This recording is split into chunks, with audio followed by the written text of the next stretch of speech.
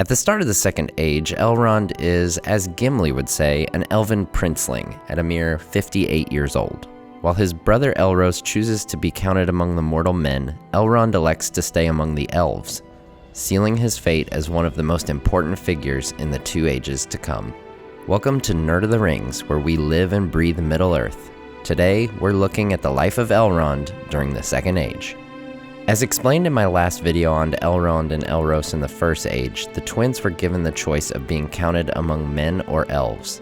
Elros chooses to become mortal and sails over the sea to Numenor by following the star of his father, Elrond.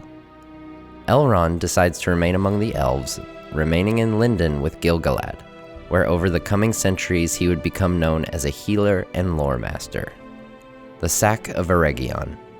1,200 years after the defeat of Morgoth, Sauron, in his disguise as Annatar, the Lord of Gifts, attempts to infiltrate the elves. In Lindon, he's rejected by Gil-galad, the High King of the Noldor, who doesn't trust this unknown entity. Celebrimbor, however, welcomes Annatar into Eregion. For more on Sauron's actions during this time, check out my video on Sauron in the Second Age. Nearly 500 years later, after Celebrimbor has learned who Sauron truly is, Sauron demands all the rings of power be turned over to him. With Celebrimbor's refusal, Sauron attacks. In 1695, Gil-galad sends Elrond, commanding a force of elves, to join Celebrimbor's defense of Eregion. Unfortunately, the forces of Sauron are too much, and after 2 years of fighting, Ostin-Edil, the capital of Eregion, falls. Elrond would have been overwhelmed, but luckily the dwarves of Khazad-dûm and the Galadrim elves attack Sauron from the rear. This gives Elrond the chance to gather the surviving elves of Eregion and retreat northward. Other survivors were able to escape into Khazad-dûm, and aided by their friends the dwarves, they came through the mountains and to the woodlands of what would be named Lorien. As the dwarves returned to Khazad-dûm, they shut the doors of Durin behind them. The doors would remain closed for thousands of years, until the Fellowship passed through them late in the Third Age. That same year, Elrond, the elves of Lindon, and the survivors of Eregion established Imladris, or Rivendell. As Sauron continued to ravage the land of Eriador, many more elven refugees would settle in Rivendell. By 1700, Rivendell would be the only part of Eriador not under Sauron's control, though it was besieged by Sauron's forces.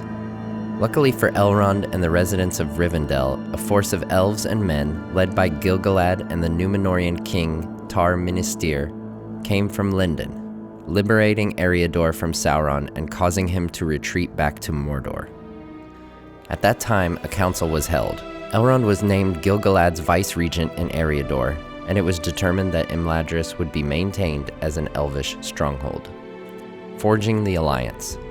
Over the next 1700 years, Sauron causes the downfall of Numenor, returns to Middle-earth, and wages war on the remaining Númenóreans, led by Elendil and his sons Isildur and Anarion. After the city of Minas Ithil, what would become Minas Morgul, falls at the hands of Sauron, Elendil and Gil-galad, in a meeting in Arnor, forged the last alliance of elves and men.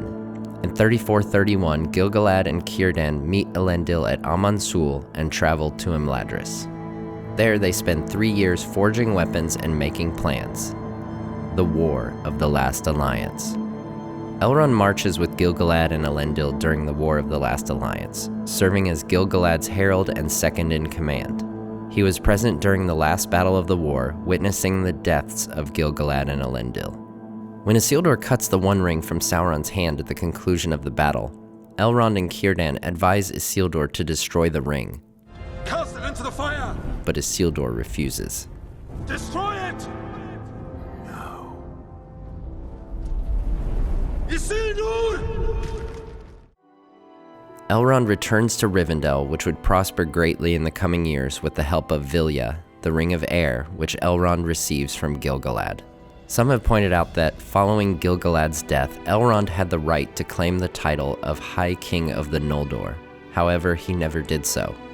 By the end of the Second Age, there were very few Noldor left in Middle-earth. Despite not taking Gil-galad's title as king, Elrond would have a major role to play in the Third Age, which we'll have to cover in a later episode. Thanks so much for watching, and be sure to subscribe and hit the bell so you don't miss any future videos from Nerd of the Rings.